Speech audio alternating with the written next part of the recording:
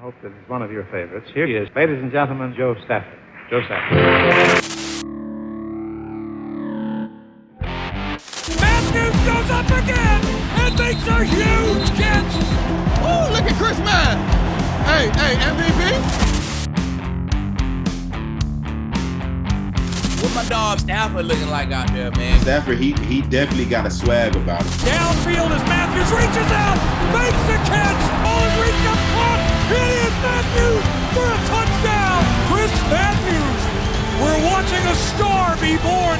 That guy right now is your MVP. What up, Joe? It's Wooly McGinnis, three-time Super Bowl champion with the New England Patriots, and I know about the Stafford and Matthews podcast and how hard you grind and work, and you're seeing the fruits of your labor.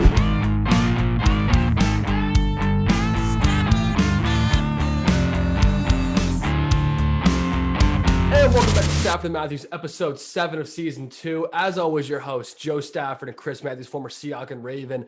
Happy Halloween to everyone. It's Wednesday, November 3rd. Happened on Sunday. Chris, what'd you go as? What did I do? What'd you do? Man, I took the kids out to Chuck E. Cheese and a couple of my family houses and stuff like that. We didn't really trick or treat because it's still COVID, right? You know what I'm saying? Like, still dangerous times. Don't want them to just be going anywhere up to anybody's house and not knowing what's going on there. So we kind of, we wanted to let them out a little bit with the Chuck E. Cheese, but not too much. And so we did it. It was kind of modified, but they still had a great time. They got candy all over the place, all over the house. So good. Awesome. I was going to go as you for Halloween on Tuesday for one of our bar events. I ended up going as Chris Carter because your jersey is tight as fuck. And my figure did not look as good as I thought it did when I looked in that mirror with that thing on. Chris finally, if you guys have been fans of the show for a while, Chris finally gave me his jersey over the summer when he came to Mass.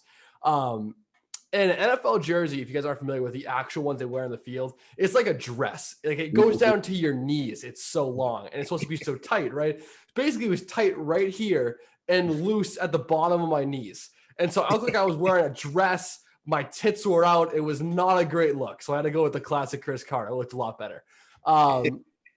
It was a good time, though. We hosted a party here on Saturday. Got a little crazy, but 150 people here in this apartment. It was a good time. Cleanup was a bitch. I'd say cleanup was not a fun time, though. Someone stole my friend's ID out of the bathroom. He had his fake ID framed and put in the bathroom, and someone stole that. So if that person's listening to this show, give it back. I'll never get that one back. But no, it was a great time. Yeah, great time, great, phenomenal holiday. Love Halloween. My last Halloween weekend as a college student. Kind of sad to see it go, but thank you.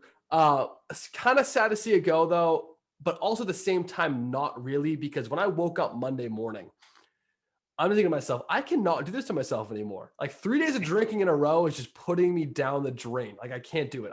Yeah. There go that age is hitting you. Like, I feel old now. I feel really old. It sucks. It's brutal.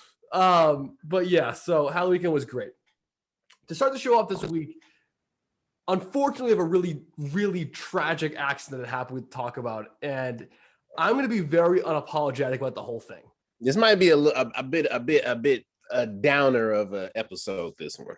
Yeah, no, this part stinks. So unless you're living under a rock, you guys know that Henry Ruggs has been released from the Raiders. And the reason why is a very tragic tale. And it's a good life lesson for a lot of people to learn because of this. So on Sunday night, I believe it was, Henry Ruggs was involved in a car crash that ended up killing a woman and her dog.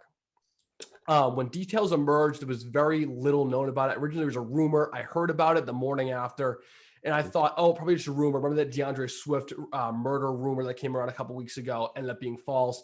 I was like, let's just remain and see. Maybe it was just he was a passenger or whatever. Initial reaction was he was a passenger in the car, and it ended up being just a really bad accident, right? But he was okay. And that was the thought going into it. I took an exam on Tuesday, got out of the exam, and my phone's blowing up. I'm like, what the heck's going on? I look at my feed on my Instagram feed, and I see the news. And basically what's come out this morning, what's come out Tuesday night. What's happened throughout this entire event has been exposed. Henry Ruggs left the club with his girlfriend, got into his custom car, and drove 156 miles an hour, drunk out of his mind. He was over double the speed limit. Rammed into the back of his car, trapped a woman and her dog in that car, and they burned to death. That is unbelievably horrific. And you can't, first of all, my condolences, thoughts, and prayers to the woman and her family. She's not been named yet to my knowledge, but what a terrible, horrible way to go. And I could not feel worse for her and her family. This is to Henry Ruggs, this part. What the fuck were you thinking? You're in Las Vegas, Nevada. You're in the Uber capital of the world, Lyft capital of the world. You're drunk. You're over 2 times the speed limit. You're an NFL player. You're telling me you can't afford to take an Uber?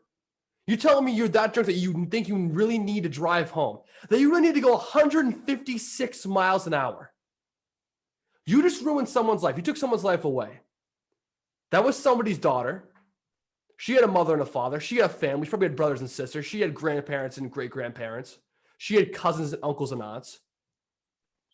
You completely and utterly destroyed a part of someone's life.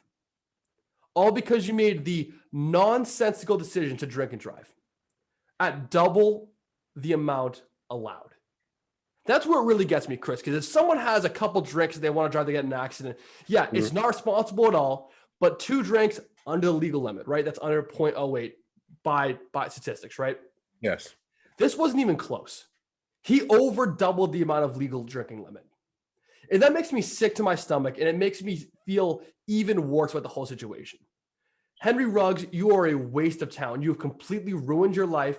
You've ruined the lives of hundreds of other people that connected to this woman and her dog. You've ruined your parents' life because they know what you've did. And now all of their hard work to put you in a position to succeed, which worked, they are the reason why you got to where you are, why the reason you were a star in college or you're a star in the NFL. All of their hard work and their hard efforts are now down the drain as well. You have completely shattered hundreds of people's lives because of your actions. And there's no sorrow in my heart for Henry Ruggs. He is a waste of talent. He's wasted his life. And I have no remorse and no sympathy for what he's done at all. And I get very upset talking about it because of how horrific this was for not only him, the family involved, the NFL community at large. Everyone that sees this story needs to heed the warning and advice in it. Don't drink and drive. Absolutely. Absolutely. Joe, it's been some time. I've been thinking about this for a couple of days now. And, they have all these pictures circulating with the car crash. They have pictures of him being carted in and out of jail cells. It's all disturbing and honestly sad, to be honest with you. It's sad for one, because in a sense, I knew something was going to happen. Not to this extent of a death, not to this extent of a car crash, but I just knew something like this was going to happen when you put an NFL team in Las Vegas. Las Vegas is notorious for bad things to happen when you mix alcohol, free time, and gambling all in the mix. That's all put in one. And so I don't want to sound insensitive because I'm not. I feel I am right there with you on feeling just as honestly hurt, because she's not akin to me, but I feel like everybody in this world is all family in my eyes, but that's another story. Losing a family member, a human being on this earth off of a simple, hey, come pick me up. I can understand if he was thinking about, I'm not about to leave my $150,000 car sitting here in Vegas and whatnot. Like, okay, I get it. but you are at the level, like you said, Joe, you are at the level to where you can afford to catch an Uber and have somebody either come pick your car up, or you wait till the morning time or whenever the time that you have available to go get your car. It's still Vegas. There's still cameras. He's at the pay class. He could have ordered a private jet to the bar to pick him up, and it would have put a dent in his pocket. Yes, exactly. So that's where it's baffling to me. Okay, I'm gonna be real here. It's not all that baffling to me because I've done it. I did it when I was in the NFL. I partied a couple times and I was like, oh, I got to go home. Like, I got to go to practice. You know what I'm saying? Like, I got to catch meetings in the morning, right? Like, I'm pretty sure a lot of athletes has been in that situation where we probably shouldn't be driving right now. But you don't compound one thing with another and start driving 156 miles an hour. I wouldn't even do that by myself. You have your girlfriend in the car with you, a whole nother human being in the car with you who could have died. All of you guys could have died. Everybody could have died by traveling that fast of a speed. And for you just to carelessly go out there and do that, 156 miles an hour, Joe, that's ridiculous. He should get everything that deserves to come to him. If you're going to jail, you have to go to jail. Like, you have to serve that time and think about what you did, because you literally took a life off of this earth and could have potentially took two more, yours and your girlfriend's and whoever else is around at that time. You know what I'm saying? So I don't understand it. I don't understand it. The pictures that I've been looking at, it looks like it's in a residential area. So I don't even know how you get to 150 miles an hour in a residential area. But you know, hey, this is Vegas. I know Vegas. It's a neighboring city for me, and I live in California. I live in Los Angeles, California. But we all know that police are frequently driving around out there. So how did they not catch that? It's a lot of things that are questions that I still have that I wish I can have answers to, but we won't until, you know, more information comes out down the line. But this is definitely a sad time, because he was a promising athlete who, like you said, who's worked hard to be a professional, who's worked hard to come out of college, who's put in all this work. His family has put in all this time in his work. Who knows? Maybe his family could have moved his family out of where they were currently. And now how are they going to be able to pay for it when you're sitting in jail? Like, how are they going to, you know what I'm saying? Now everybody has to uproot their lives. Uproot their lives and try to figure out a different path for their family and for themselves, all because of one time you didn't want to take an Uber. One time that you wanted to drive 150 miles an hour in Las Vegas down a residential street. Like, it doesn't make sense to me. It's sad. It honestly is sad, because what makes it even worse, and I've said this plenty times before, we have Hall of Famers. Hall of Famers. That means people have to be inducted into this class, into this pristine class, club, whatever you want to call it, to be a Hall of Famer. And we have Hall of Famers that have killed people. Similar to this, or even worse. And just because Henry Ruggs isn't the perennial superstar like some of these other Hall of Famers, he's gonna get the book thrown at him. And he was on the way to becoming that too. He was having a phenomenal season. Yes, I believe it. Or first year, whatever. And this is always going to be a comparison now. So going to Alabama, being part of one of the best receiving rooms of all time, he will constantly be compared to other players, right? Jerry Jeudy and Jalen Waddle, to just name a couple, right? Mm-hmm.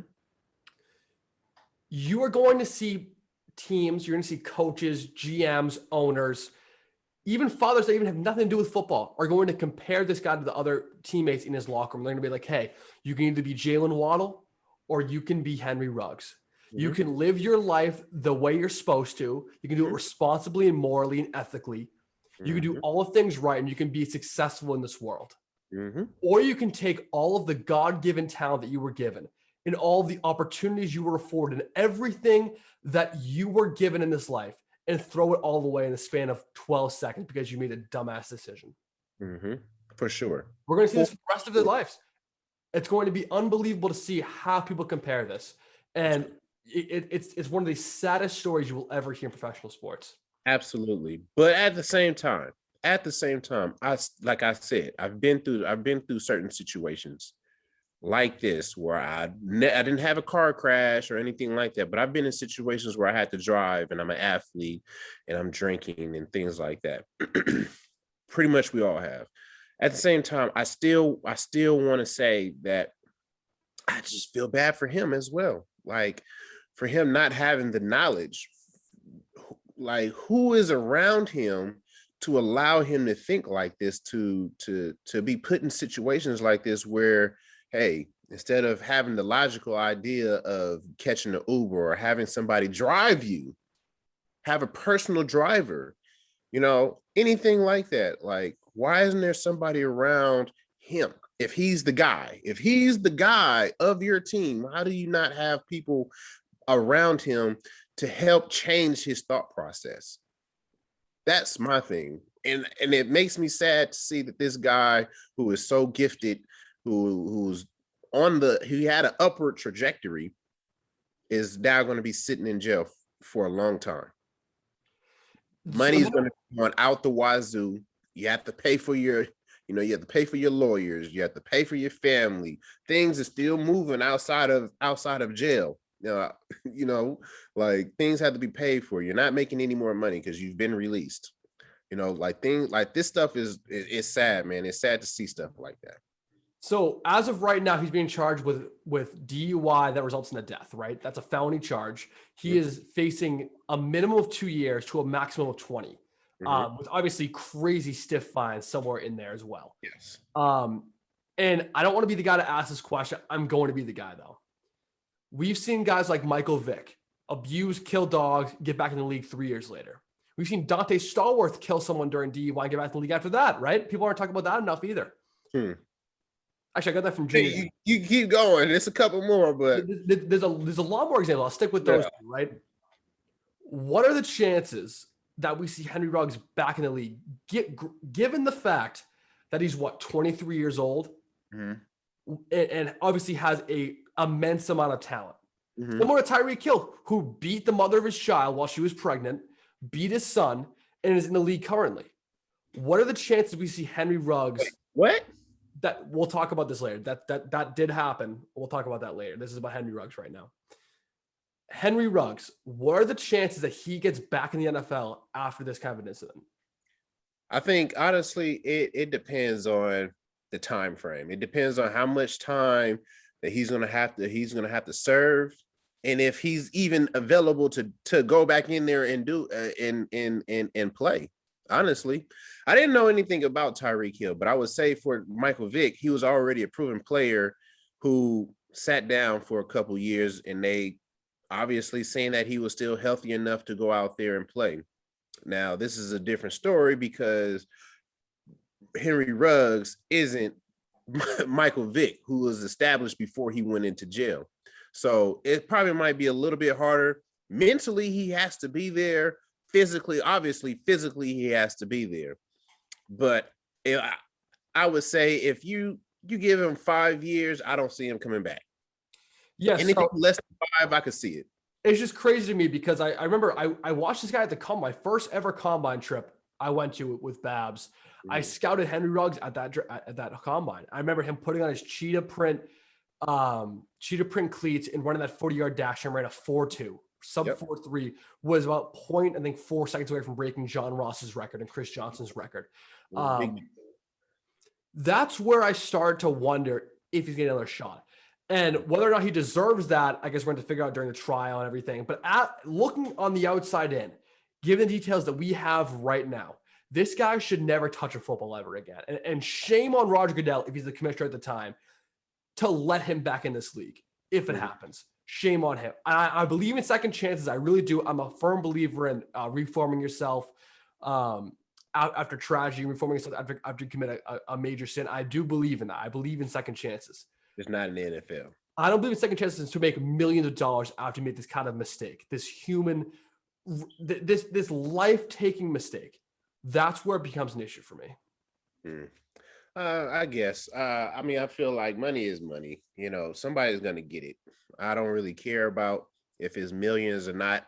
If he gets another chance, hey, hopefully he learns from this and he gets another chance. I'm cool with it. If he doesn't, I'm cool with it. Either way, it's a lesson that he has to stand on. I'm a firm believer, and I try to teach my kids, all my girls in my family, like, one thing that you have to do, once you make a decision, you have to stand on it. You have to accept the consequences, accept the good and the bad. It doesn't, there's no exception for anybody. So with that being said, if they give him a chance, I'll be there supporting him. I won't be. And I can tell you that right now. I will not be there to support him. I hear it.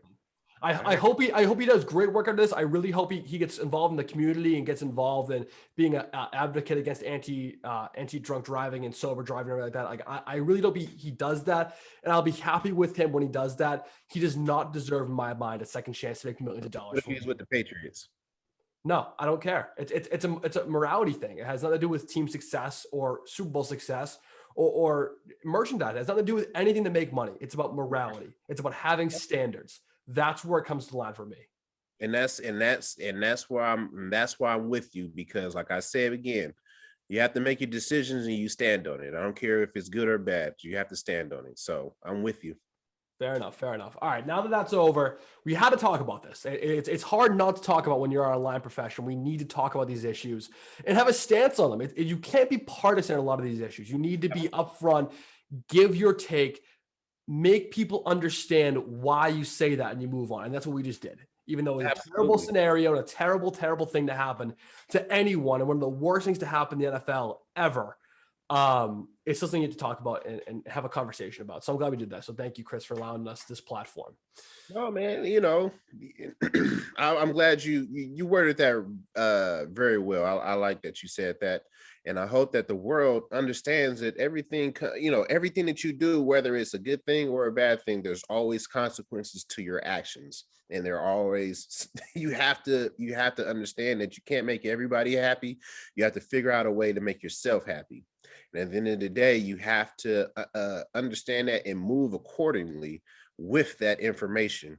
So I'm with it. You know what I'm saying? Henry Ruggs, you have to do what you have to do, man. I pray that you stay safe, because you are going to jail. We know how jail is, or assume that we know that what jail is, and you have to do what you have to do to survive. And when you get out, you still have to survive, because the world is probably much worse than inside of jail. So, you know what I'm saying? Like, when you get out here, you still have to do your due diligence. You have to make sure you're crossing dotting all your I's and crossing all your T's. Moving on. Most definitely. All right, on a different news now, NFL news that actually ends up affecting the league as of right now. So we had the report this morning. Aaron Rodgers has tested positive for COVID 5 days before his NFL game against the Chiefs. 5 days. Yeah. You got to be kidding me. The Chiefs cannot catch another break. The Giants almost beat them on Monday Night Football. Yeah. They played a great game. And now the Packers come in, obviously hot, number one seed in the NFC, looking to pound them into the dirt. Mm-hmm. And they get a break. They're starting Jordan Love. They signed Blake Bortles as a backup. Yeah. Mahomes gets all the breaks for the calls, gets most of the breaks in the NFL in general, and now avoids Aaron Rodgers. He is the luckiest player I've seen in so long. It ain't luck. It's when you're a $500 million man. True. You afford to get this. True. But there's a little bit of controversy going on right now with this right now anyway. There's a little controversy going on with this right now anyway. So in the beginning of the season, Rodgers made a comment basically saying he was vaccinated, like inferring that he was immunized, right? And now it came out today saying that he's not vaccinated, or someone came out today saying he's not vaccinated, a verified source. Are we going to see any consequences about that? Because that's a serious issue. It is. And I support you not getting vaccinated. I've come on this show before and say, I support your decision to choose not to get vaccinated. That's none of my business. Should not be anybody else's business. It should be your own personal decision. But lying about it to avoid protocol stuff, that's where it becomes a little tricky. So if you're the president of the Packers, if you're the commissioner of the NFL, if you're Roger Goodell, are you suspending Rodgers over this? Absolutely. Really? I'm suspending him for lying. I'm suspending him for taking all this time to wait till now to say that, hey, I'm not vaccinated, guys. So you have to think about this, Joe. You're not vaccinated, which you run the risk of catching it and having some severe side effects to it and possibly spreading it on to other people. And I hear what everybody says about people who are vaccinated. You can still do the same thing, you can still catch it, and you can still pass it on, but it's just less likely. Whatever the case may be, you have to think about the rest of the team. How did he catch this? You know what I'm saying? Like, where did he catch it at the Halloween party? Did he catch it during the game? Did he catch it before the game, after the game? Where did he catch this what is it, a disease? I don't even know what to call it. Like, I don't even know what to call it, but wherever you caught it at, you have to think about people have the team has families. Like, there are kids that run around the Green Bay Packers facility. You have to think about the fans who are out there at the stadium, who are out there at your practices, all of these things, media, staff, front office, everything. Everybody could be infected by now, and you would have to shut down a whole team if, let's say, what if five or six guys test positive for COVID-19 on Green Bay Packers? Then what?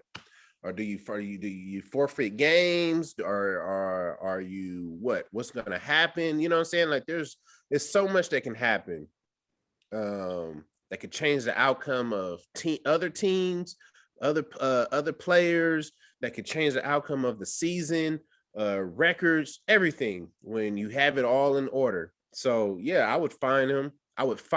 And I would suspend him, because it's just too egregious of an act. Like, this is something that's new to us right now. COVID-19 is new to us right now. We all don't know how to maneuver through it. We're just trying our best with whatever knowledge that we have, and we're trying to move through it.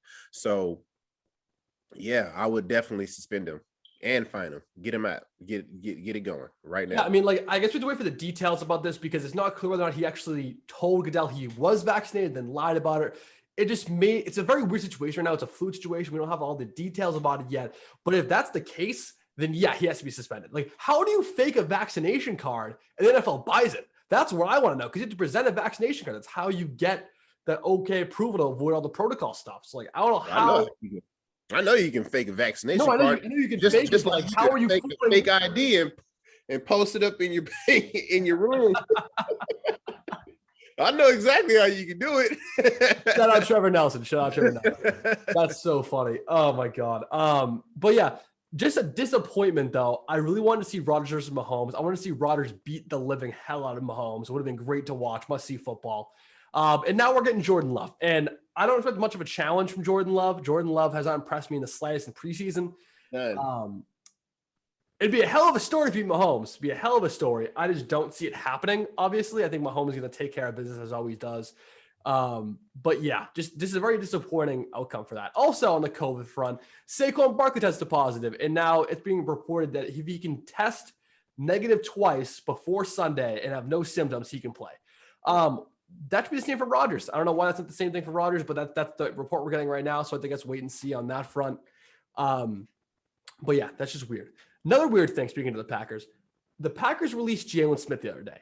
Yep. Just freshly signed from the Dallas Cowboys.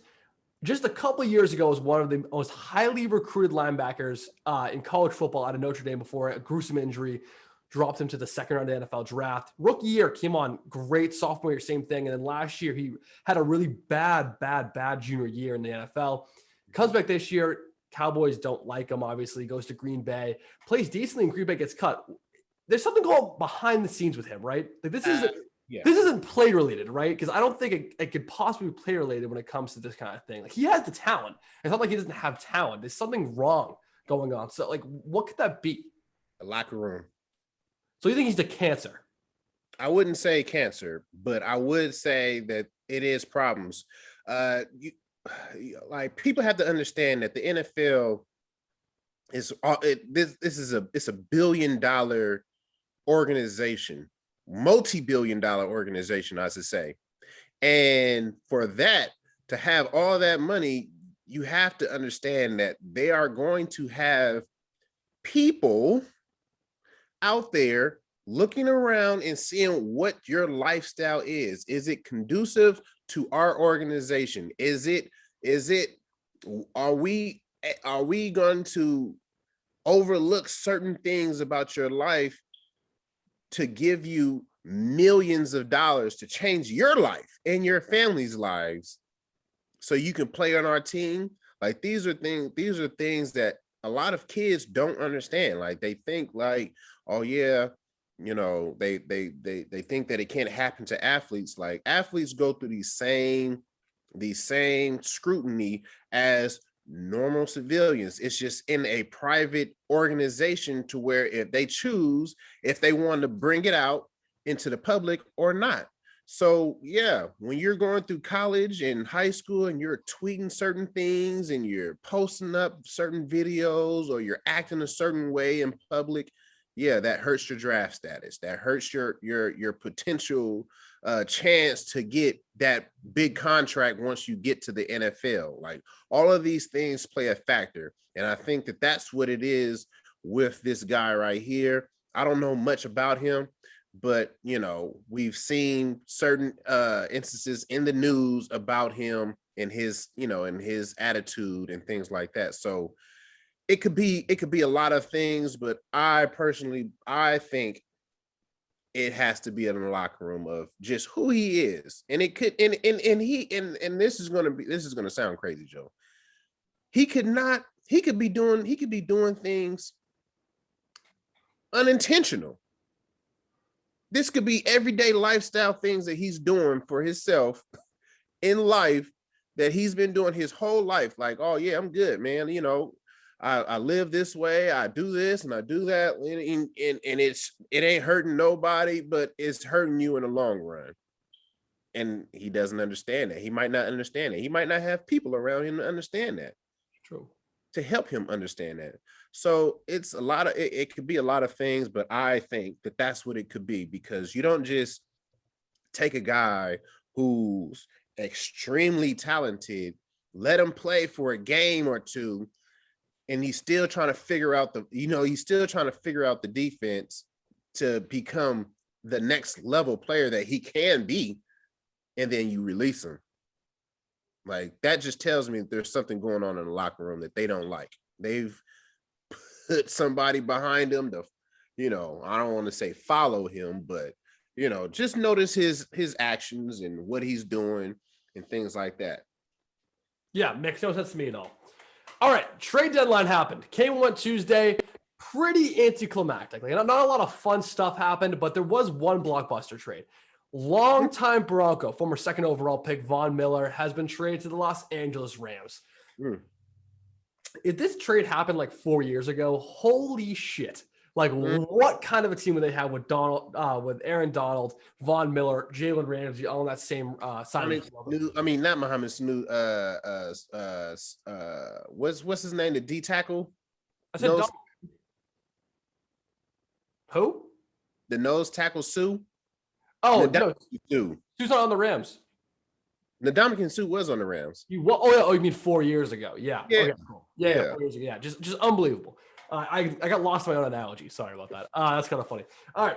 But yeah, Von Miller goes to LA, second round pick and a third round pick. The Rams don't use draft picks. I swear to God, they don't use draft. It's really funny. They don't use draft. Sean McVay is allergic to draft picks.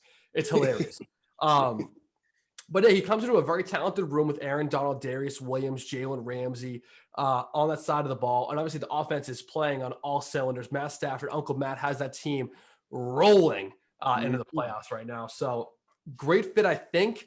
Don't expect double-digit sacks. Don't expect 15 sacks like he was in Denver a few years ago. Don't expect any kind of production like that. But he's going to be a good player. He's going to be a great serviceable pass rusher. He's going to be a great leadership quality guy for that locker room.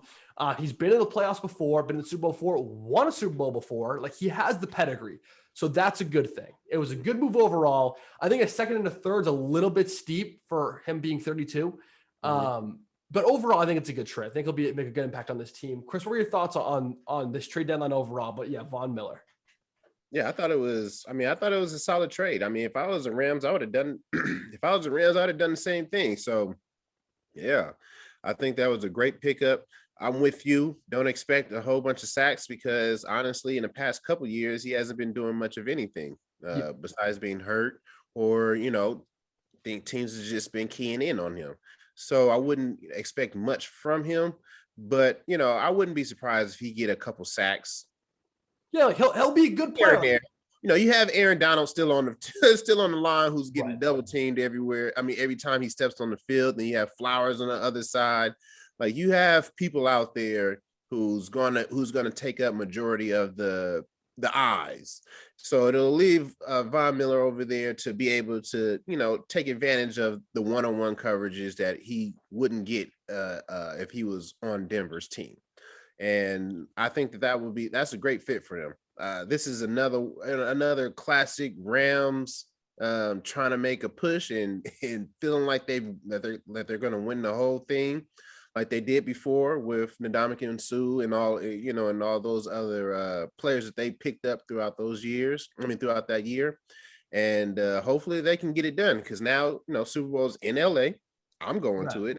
That's all I needed to hear. Once I found out that it was in LA, I was like, yeah, I'm going automatically. But yeah, this is going to be a great run for them. Hopefully everything works out for them, especially with the added, added pass rusher. But what I don't understand, and I don't want to quickly jump off of Von Miller like this, but I want to know, why did Deshaun Jackson get released? Also, they were negotiating a trade. He had permission from the agent and from the team to search for a trade partner. Didn't end up happening. There wasn't enough value, so they decided to part ways amicably. That was the whole essence of it. And now he'll go to a different contender. I mean, like, he's going to jump ship. He'll go to the Tampa Bay Buccaneers. He'll go to the Green Bay Packers. He'll go somewhere where he knows he's a shot at the title. That's what they need, a deep threat. Fingers crossed at the Patriots. We could use a deep threat. I like that too. He said a contender, not a pretender. Not a pretender. Yeah, I'll finish your sentence for you. Well, yeah, that'd be cool. Obviously, it's not realistic, but yeah, he'll go to a contender too. So yeah, let's talk about another guy who hasn't gotten traded on the deadline, but might be released today. Odell Beckham Jr. And there's a whole mess going on social media right now and a lot of confusion about the situation going on right now. So basically today, after not being traded on Tuesday, today, Wednesday, he was refused to practice. Showed up ready to practice. They said, go home. And this comes after statements made by his father, Odell Beckham Sr., about Baker Mayfield calling him out for not throwing his son the football. Right. And there was a team meeting involving all the players where the head coach, Kevin Stransky, said, it's like Odell Beckham Jr. is not part of this team anymore. And now there's officially OBJ representatives in the building for Cleveland right now, talking to them about scenarios that could possibly get them out of this. So it sounds like, and it smells like, OBJ is on his way out of the Cleveland. Now, that's not confirmed at all. That's not actually the report right now. But if it looks like a duck, it walks like a duck, and it talks like a duck, it's probably a duck. And that's my deduction looking at this right now. And God, I really pray for Odell Beckham Jr. He gets out of there because he is being severely misused, doesn't fit the scheme, and the Browns are honestly better without him anyway. It makes sense to just move on. So I don't know why they wouldn't get value when they could have gotten it yesterday. The Saints were very interested. You just have basically a no situation now. Either you keep him on the team with a huge gray cloud hanging over all of their heads, or you cut him and you have to pay him the rest of his money. It's a lose-lose. No matter how you slice and dice it, it's a lose-lose Right. situation. So that Right. sucks for both parties. But yeah, I'm with LeBron. Free OBJ. Get him somewhere he can succeed. I would love to see him in Green Bay with Devontae Adams. I would love to see that 1-2 punch. He needs to go somewhere where the ball will get to him. And you Yes. better believe Aaron Rodgers will give Odell Beckham Jr. the ball. You better believe. If he's not under COVID protocols. It is worth mentioning, however, over the offseason, Brady did try to convince Bruce Arians to trade for Odell Beckham Jr. Yeah, I would have done the same thing. I'm just saying, if Odell was to go to Tampa, I'm not saying there's any rumors about that. I'm not saying I want him to go to Tampa, but if he did go to Tampa, that would be the best receiving core of all time, right? Bro, think about it, right? Mike Evans. Who's gonna be the out guy? Somebody has to be the out guy. I agree. In terms of talent, right? Let's go down the list, right? Mike Evans, probably future Hall of Famer, right? 1,000-yard season every year of his career, right? Like he's on the upper echelons of that guy. Like Super Bowl champion, like probably Hall of Fame. That's Vincent Jackson's successor. Exactly. Yeah. So I think Hall of Fame for Mike Evans so far. Like he needs to continue doing it, but he's on the trajectory. Right. Chris Godwin, not Hall of Famer, unbelievable talent, however. Solid guy. Yeah, glue guy too. Like he's a glue guy for that receiving room. So great guy. Antonio Brown, one of the best receivers of 2010s, maybe the best receiver of the entire decade. Hall of Famer if you don't count the outside stuff. Is he gonna? It may be the Terrell Owens treatment, not getting in first ballot, getting second ballot. Regardless, he's going to Ken. He's going to Ken. Yeah. Odell Beckham Jr., All-Pro, Pro Bowler, responsible for one of the best catches of all time, one of the most hyped athletes of my generation, probably going to the Hall of Fame if he can keep it up. Mm-hmm. That's 4 potential Hall of Famers in the same room. Absolutely. With Tom Brady throwing the ball. That's the best room of all time. I have to say. I'm not saying it's happening, but that would be the best room of all time. Yeah. Listen. Where do you want him? I was actually on that page, Joe. I was like, yeah, Green Bay would be a great place. But you know where I think would be an even better place for him? Where? The Los Angeles Chargers. I thought you were going to say the San Francisco 49ers was going to slap you. Listen, Joe, we're already doing the inner workings of trying to get Odell Beckham. Okay. But this is my media side. Okay. This is my media side.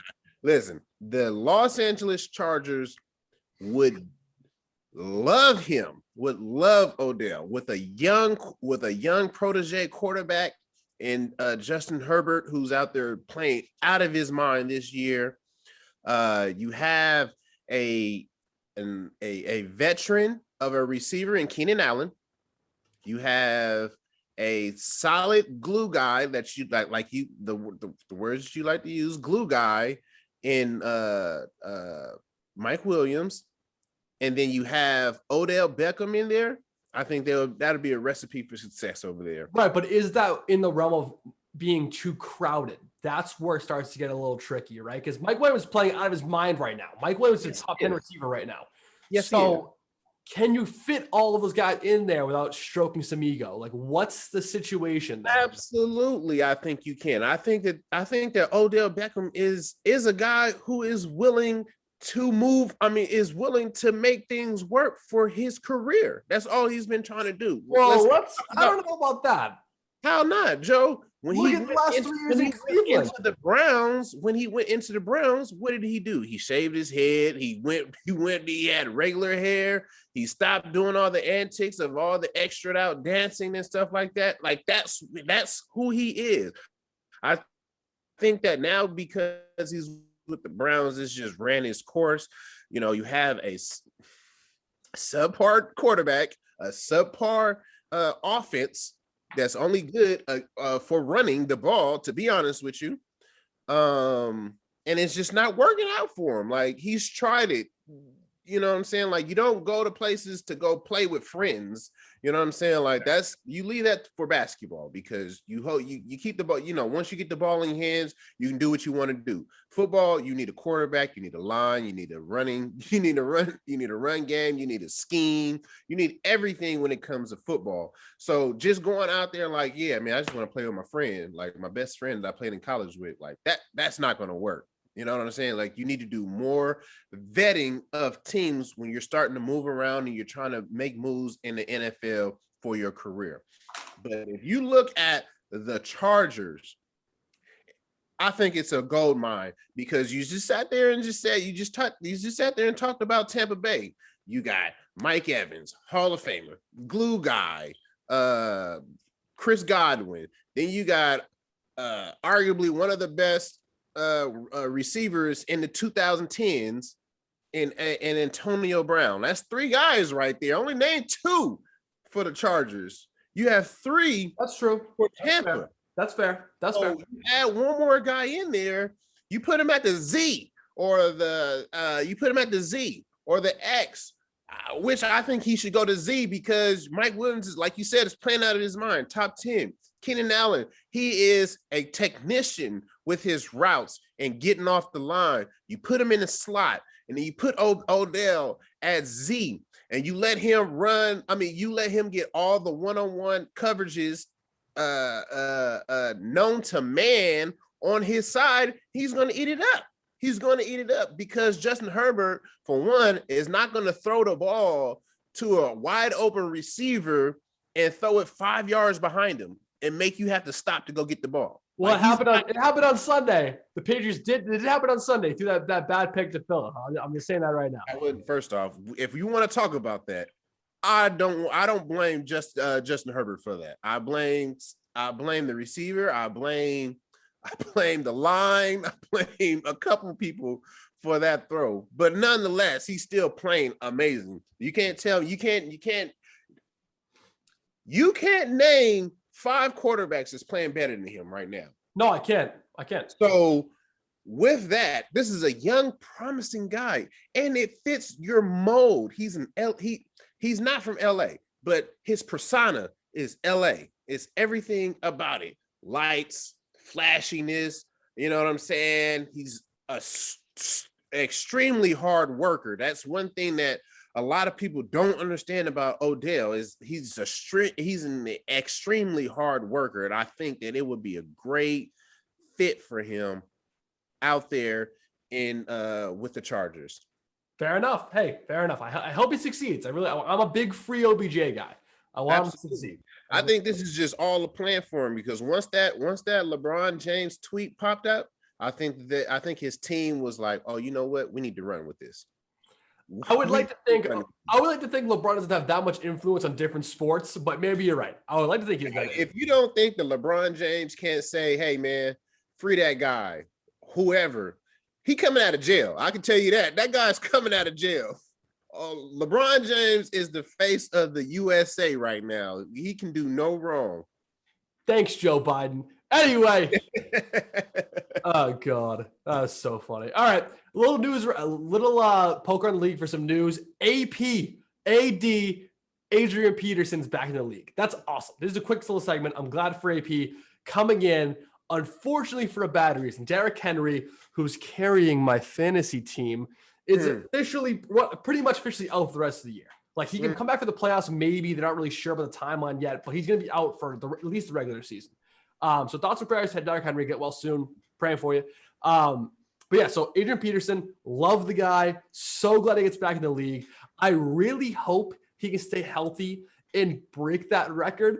I don't think it's going to happen, but God, it would be a great story if it did.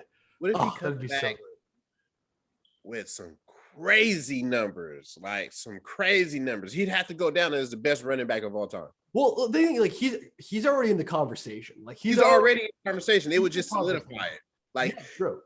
And actually, to be honest with you, it don't even have to be some crazy numbers. He just needs to have a solid season. I think he'll be there. He'll solidify his. I mean, like the 2,000-yard season after the torn ACL. Yeah. Check 1. Yeah. Carried entire offense for like 10 years. Check 2. He ran for 1,000 yards twice in Washington, or close to 1,000 yards twice in Washington. Check 3. Like he's done it before, so I wouldn't be surprised if he does it again. Yeah, I'll put that there. There's still gas in the tank. In the tank. That's pretty cool. I'm happy. Tell me about this player though. What do you think about Michael Thomas being out for the rest of the year? What's up with his? This is strategic. He can definitely play. I don't buy he's still hurt. Like he can definitely still. Like I don't buy it at all. Like this is a ruse. He saw Jameis went down. R.I.P. Jabu. torn ACL. Get well soon, Jameis Winston. Absolutely.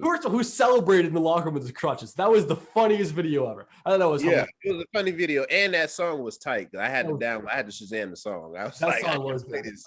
I liked it too. But yeah, no, this is all cryptic. Michael Thomas is not hurt like he's saying he is. He doesn't want to play because Winston's like gone. Simeon's starting. Like they might sign Cam Newton. Like I don't really know what's going on in New Orleans right now, but yeah, he's not actually hurt. I'm calling the BS card. Like there's no way Michael Thomas is actually still hurt. He's strategic. He doesn't want to play. Now that guy, I can definitely see a guy like him on your team. What is that even supposed to mean? He is a guy who's gonna get you those 5 to 6 yards that you want, and it's gonna be guaranteed every time. Yeah, true. I thought you were making a comment about him quitting on his team. I was like, we're almost a playoff team. We're close to the playoffs. We're really close. We're getting there. We should beat the Bucs. I like that. The closeness. We're almost there. Almost there. Hey, we can technically be in the wild card if we win. A couple teams lose next week. I'm just saying, it's like we're there. We're right in that race. Listen, Joe, when you have to worry about other teams, that's how you know you're not going to make it. That's how you know. I'm not getting stuck in the mud with you again. Like you've had this conversation way too many times. I'm not doing it. If they make the playoffs, then I'll just rub it in your face when it happens. If not, I won't touch you ever again. That's how it's gonna work. And if they do make it to the playoffs, I'm gonna rub it back in your face when you get out the first round.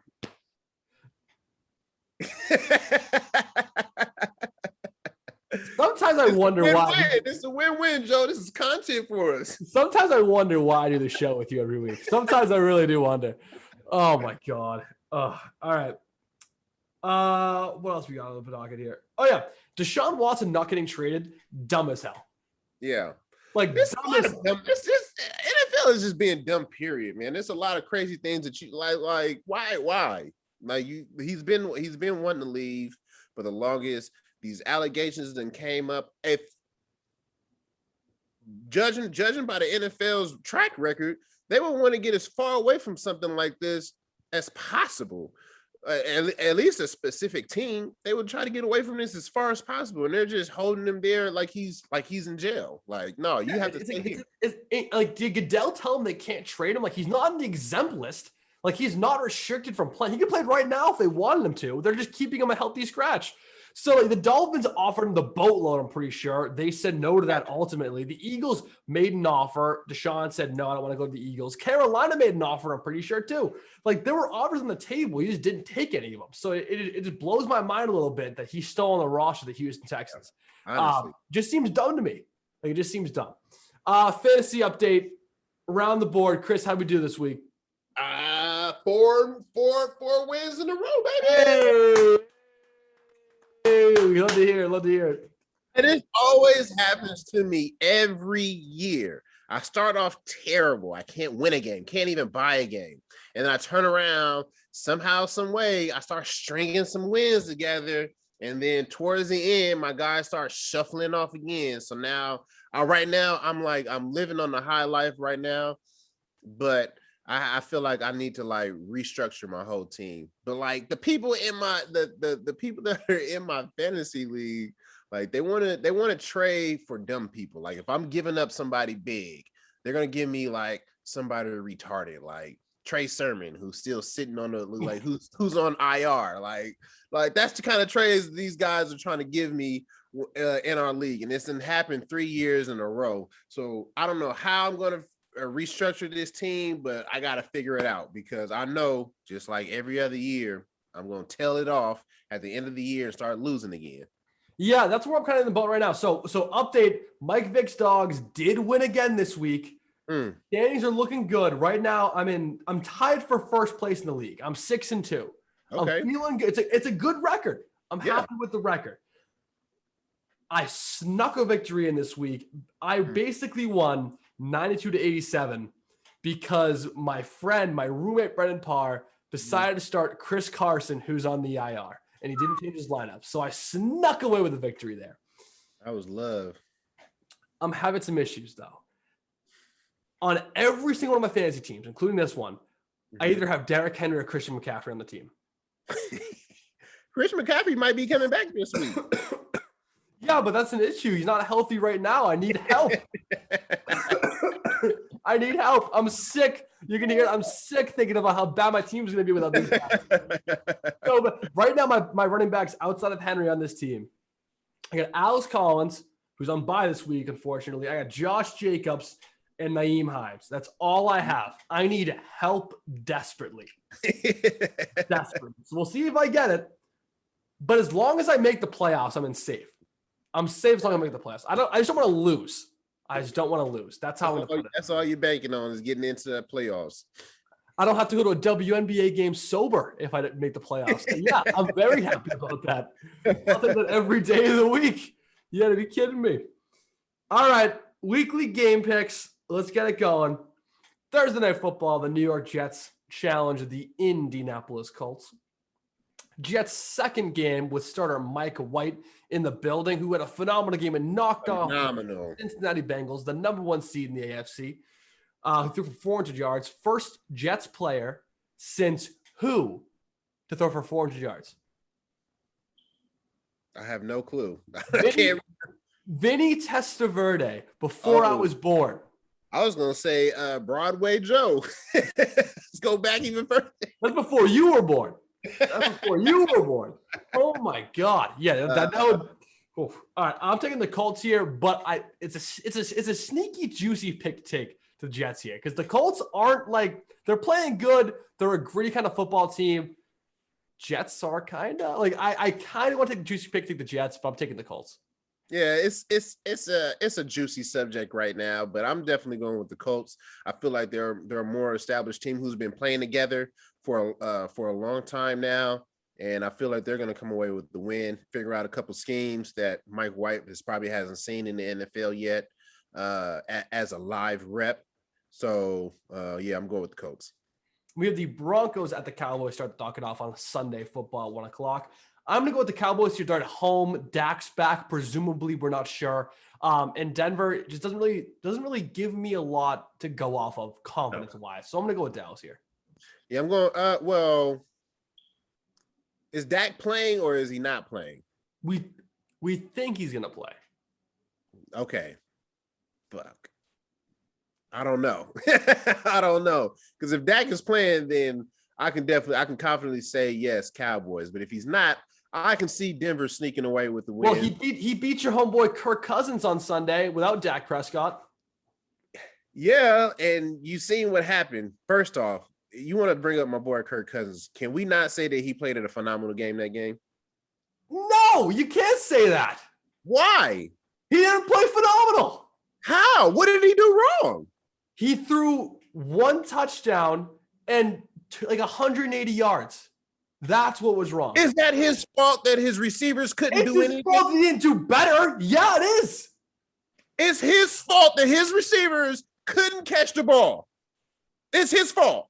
Chris, when you're an NFL quarterback. I'm picking Cowboys. Joe. Yeah, good on you, man. Good on you. 180 yards, a touchdown. Oh, he played phenomenal. Chris, that is ridiculous. Don't even start with me.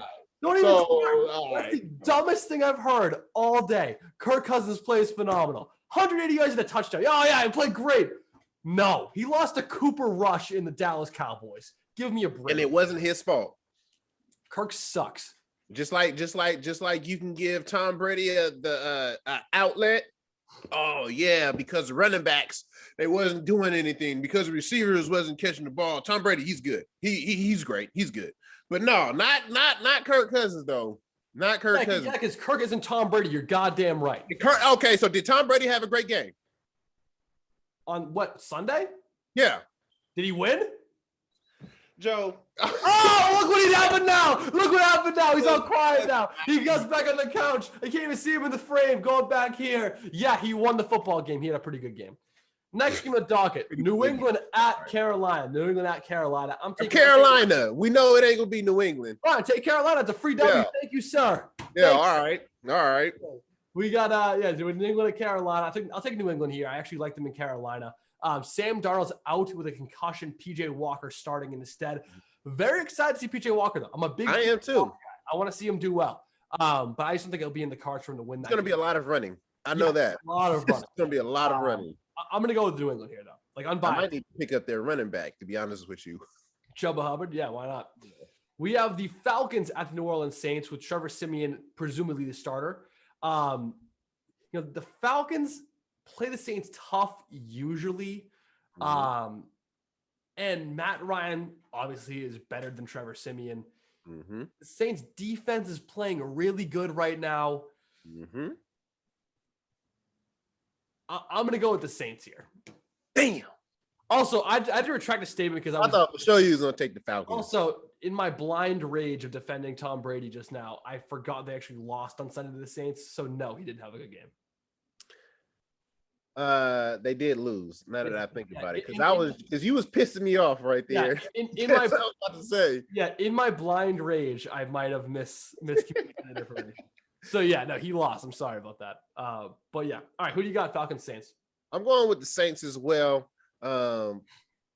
Falcons, they just don't have it, and plus Calvin Ridley is dealing with some mental issues. I hope he gets better with that.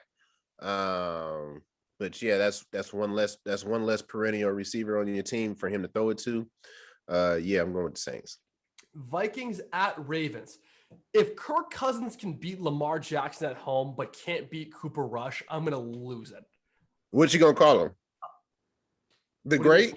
You gonna call him a great? I will never call Kirk. You can have a gun to my head and say, Joe, all you have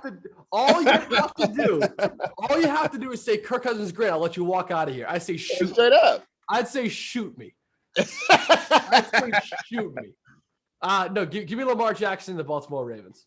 Yeah, I'm going with Lamar Jackson and the Baltimore Ravens as well. I think it's going to be predominantly because of the defense. The Ravens defense is going to shut down that offense that's going on, even though that it's doing pretty well. But they lost last week because the receivers couldn't catch the ball and not because Kirk Cousins couldn't get it to him. I'm holding up an L just as listening. I'm just stating facts. All right. We got the Browns at the Bengals. Great game. A lot of distractions right now around Cleveland, though. I'm not sure if I like it. I'm going with Cincy here. I'm going with Cincy as well. I think the distractions is going to play a part in it, but it's going to be a tough one because that defense has no problems. The Cleveland's defense has no problems. They're not worried about anything. They're just going to go out there and play their game. But I think that with the combination of Joe Burrows and I'm drawing a blank with the new receiver, Jamar Chase. That tandem right there is playing out unbelievable right now. No, you're right. Bengals. You're right. Also, I'm mad at Cincy right now. I love Joe Burrow. I'm mad at Cincy. They ruined my parlay on Sunday. They ruined it. Tore it to shreds. It was juicy, too. It was juicy. Yeah, I bet it was. All right, we had the Bills at the Juicy. Juicy AF. Juicy AF. It was. All right, we got the Bills at the Jacksonville Jaguars, the 1-6 Jaguars. If it's not Buffalo, I don't know what I'm doing as an analyst. I'm going with Buffalo. I'm going with Buffalo right there with you. Even though I think that the Jaguars' run game will put a little pressure on the Bills. True. That's fair enough. If James Robinson's healthy, because we're not sure if he's going to be healthy for the game. True. The 1-7 battle, Houston at Miami. God, what a horrible, horrible football game. This is where it's going to change for us. I'll go with Miami here. But yeah, this is just a horrible game. You gonna go with? You said who? I said Miami. Oh, damn! That means I got to pick the other team. Pick Houston. Yeah, I mean, hey, why not? I'm gonna go with Miami as well then. All right, fine. All right, but no, I'm not. Houston. We're not. Yeah, let's just move on to the next game. Probably smart. I have nothing good to say about it. No, there's not a lot of positives there. All right, we have the Las Vegas Raiders versus the New York Giants. Can they shake off the Henry Ruggs news this quickly? Absolutely, they did it. They did it for their head coach. Now they're going to do it for the Henry Ruggs. I think they're going to shake that off. The Jets. Come on, man. I've been riding with him for a long time. I just don't think that it's going to happen. You know what? I can't do it. I'm ballsy enough. I'm taking the New York Giants. I'm ballsy enough today. I'm taking the New York Giants. Yay. Here we go. We're going to see that record. We're going to see that record change. Maybe. You never know. You never know. All right.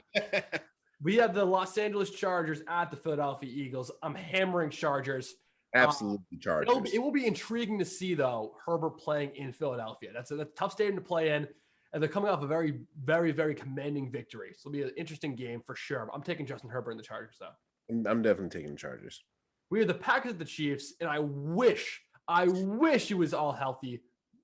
Rodgers is not healthy. Rodgers is COVID. It's not really a game for me. I mean, they're 7-1. They're a very talented team. But not having a quarterback changes all of it. I'm going with Patrick Mahomes and the Kansas City Chiefs.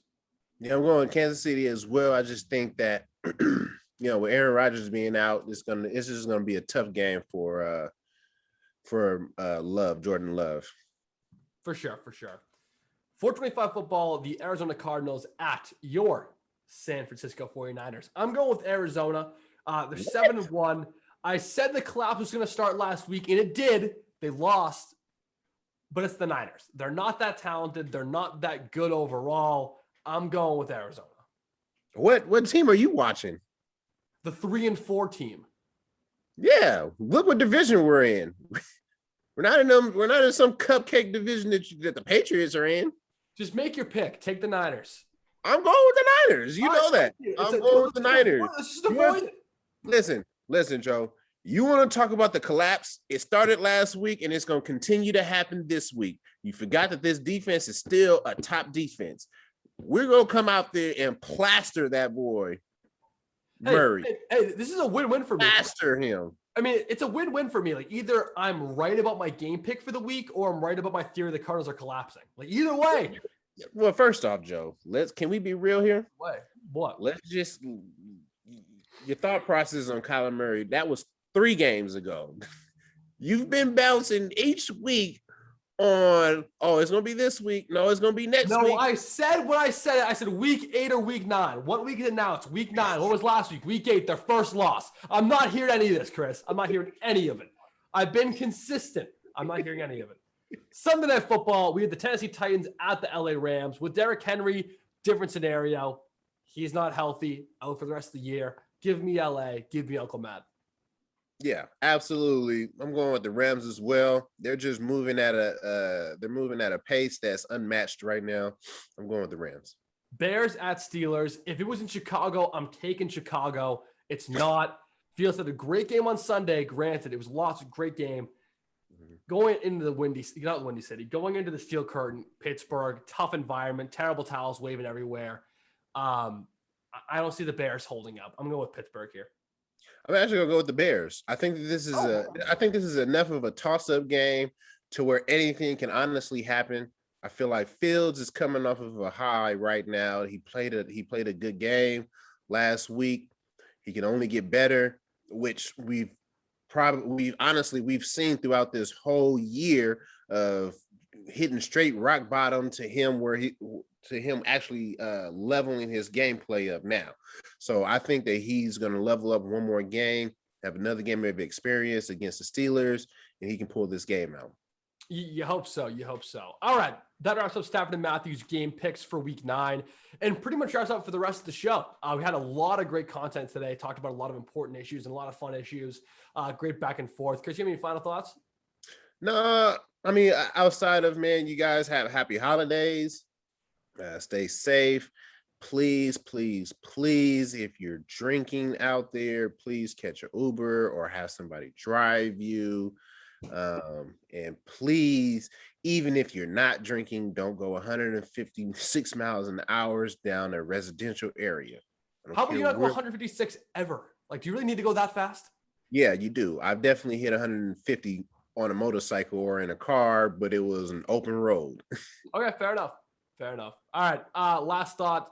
I have nothing. Stay safe out there. Be excited for another week of football. We only have it a few weeks of the year, a few months of the year. Enjoy it while it lasts. It's going to be gone before you know it, and then wait another 6 months to see it again. Yes. All right, guys. We'll see you guys next week. Go Pats. We'll see you guys soon. Laters.